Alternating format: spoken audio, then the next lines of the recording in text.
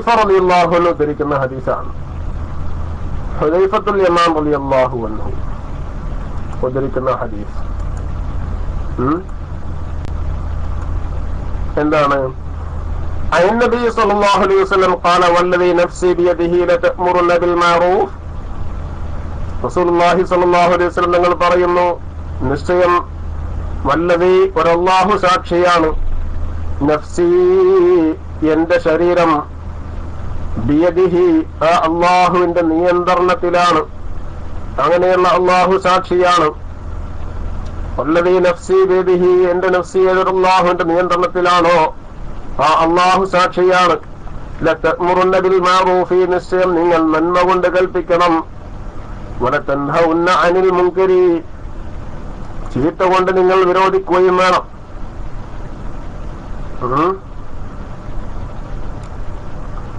ദാറുൽ 10 Medina ഉസ്താദാണല്ലേ? ഇൻഷാ അല്ലാഹ് കൊടുക്കാം. നന്മ കൊണ്ട് നിങ്ങൾ കൽപ്പിക്കുകയും ചീത്ത കൊണ്ട് നിങ്ങൾ വിരോധിക്കുകയും വേണം. ഔല യൂഷിക്കന്നല്ലാഹു അല്ലെങ്കിൽ അല്ലാഹു തആല നിങ്ങളിൽ എന്ത് ചെയ്യുമെന്നാ പറയാൻ പോകുന്നു. അല്ലാഹു അടുത്തതായിട്ടുണ്ട്. ഔല യൂഷിക്കന്നല്ലാഹു അല്ലെങ്കിൽ അല്ലാഹു അടുത്തതായിട്ടുണ്ട്. എന്തിനാ?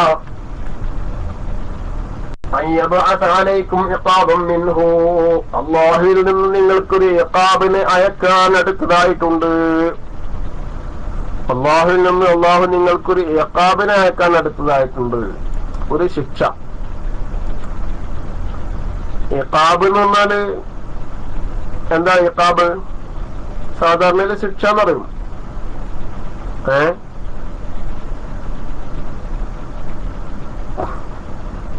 അതെങ്ങനെയാണ്? ആ ഇഖാബ്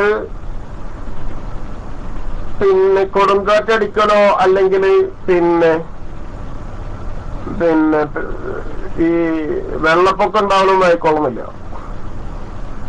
അത് എങ്ങനെയായിരിക്കാം? നിങ്ങളുടെ ഭരണകർത്താക്കന്മാർ നിങ്ങളോട് ഗൗരവമായിട്ട് അക്രമപരമായിട്ട് പെരുമാറും. അതല്ലെങ്കിൽ നിങ്ങളുടെ ശത്രുക്കൾ നിങ്ങളോട് എന്താക്കും? നിങ്ങളിൽ ആധിപത്യം ചെലുത്തും. അതല്ലെങ്കിൽ അതുപോലത്തെ എന്തെങ്കിലും ബലാകൾ ഉണ്ടായിക്കൂടാന്നില്ല. എന്നല്ലാതെ ഒന്നായിട്ട് പാടങ്ങട്ട് നശിപ്പിക്കുന്ന ആയിക്കോളുന്നില്ല. ഒരു ഇഖാബ് ഉണ്ടാവും. ഇഖാബ് ഉണ്ടാകുമ്പോ നിങ്ങൾ എന്ത് ചെയ്യും? സ്വാഭാവികമായിട്ടും സുമ്മതദഊനഹു നിങ്ങൾ അല്ലാഹുവിനോട് ദുആ ചെയ്യും. ഫലാ യുസ്തജാബു ലക്കും അപ്പോൾ നിങ്ങൾക്ക് ഉത്തരം നൽകപ്പെടുകയില്ല. എന്താ കാരണം? നിങ്ങൾ നല്ലത് കൊണ്ട് കൽപ്പിക്കണം, ചീത്ത കൊണ്ട് വിരോധിക്കണം, നിങ്ങൾ ഒഴിവാക്കി എന്ന കാരണം കൊണ്ട്. ഞാൻ എന്റെ കാര്യം നോക്കട്ടെ എന്ന് പറഞ്ഞിട്ട് ഇങ്ങനെ നടന്നു. അപ്പുറത്ത് തിന്മ നടക്കുന്നുണ്ട്, ആ തിന്മയെ വിരോധിക്കാൻ തയ്യാറാവാതെ ഞാൻ എന്റെ കാര്യം നോക്കട്ടെ എന്ന് പറഞ്ഞിട്ട് നടന്നാൽ എന്തുണ്ടാവുക? ബല ഉണ്ടാകും. ബല ഉണ്ടാകുന്നു മാത്രമല്ല, ബല ഉണ്ടായാൽ പിന്നെ ആ ബലാ നീങ്ങാൻ വേണ്ടിയിട്ട് എല്ലാവരും ദ്വാരക്കും. ബലാ ഉണ്ടായ പിന്നെ ദ്വാരക്കാൻ വേണ്ടിയിട്ട് എല്ലാവരും തയ്യാറാവുമല്ലോ. അങ്ങനെ തയ്യാറായിട്ട് കാര്യമില്ലാത്ത അവസ്ഥ ഉണ്ടാകും. എപ്പോഴാ കാര്യമില്ലാത്ത അവസ്ഥ ഉണ്ടാവുക? നല്ലത് കൊണ്ട് കൽപ്പിക്കുകയും ചീത്ത കൊണ്ട് വിരോധിക്കുകയും നിങ്ങൾ ഒഴിവാക്കിയാൽ.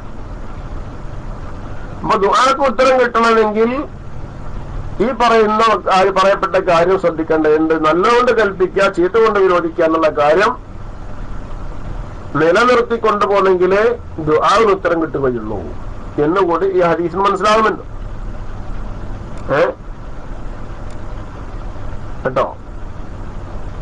വേറെ ഒരു ഹദീസ് നമ്മൾ പറഞ്ഞല്ലോ നേരത്തെ, സാലിഹ്യങ്ങളുള്ളതിനോട് കൂടെ തന്നെ ബലാ ഉണ്ടാകാൻ സാധ്യത ഉണ്ടെന്ന് പറഞ്ഞല്ലോ. എപ്പോ? ഫിത്ന അധികരിച്ചിട്ടുണ്ടെങ്കിൽ. അപ്പൊ അതാണ് പറഞ്ഞത്. ഫിത്ന അധികരിച്ചാൽ എന്തുണ്ടാകും? സാലിഹ്യങ്ങള് ഇബാദത്ത് ചെയ്തുകൊണ്ടോ അവർ നല്ലകൊണ്ട് കൽപ്പിച്ചുകൊണ്ടോ മാത്രം കാര്യമില്ല, ഫിത്ന അധികരിക്കാതിരിക്കുന്ന ഒരവസ്ഥ ഉണ്ടാവണം. അന്നൽ മുൻകർ ഇദാലം യുൻകർ അമ്മശുഉമുഹു വബലാഉഹു.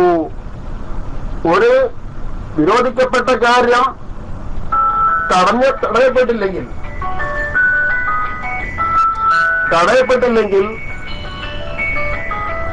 അമ്മശുഉമുഹു. അസ്സലാമു അലൈക്കും.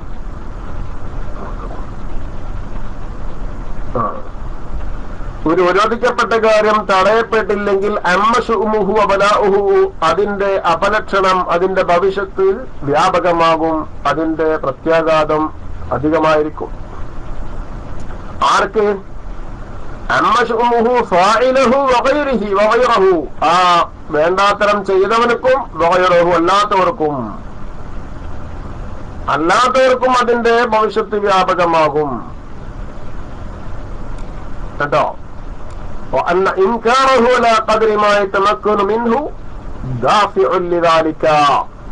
അങ്ങനെ വരുമ്പോൾ ആ തെറ്റായ കാര്യത്തിന് ഇൻകാർ ചെയ്താൽ അഥവാ അതിനെ തടയാൻ വേണ്ടി ശ്രമിച്ചു. എങ്ങനെ ശ്രമിച്ചു? അലാ ഖദ്രിമായ തമക്കനു മിൻഹു, സാധ്യമാകുന്ന അത്രയും ശ്രമിച്ചാൽ ദാഫിഉല്ലിദാലിക, ആ ബലാഇനെ അത് തടയുന്നതാണ്, തട്ടിക്കളയുന്നതാണ്.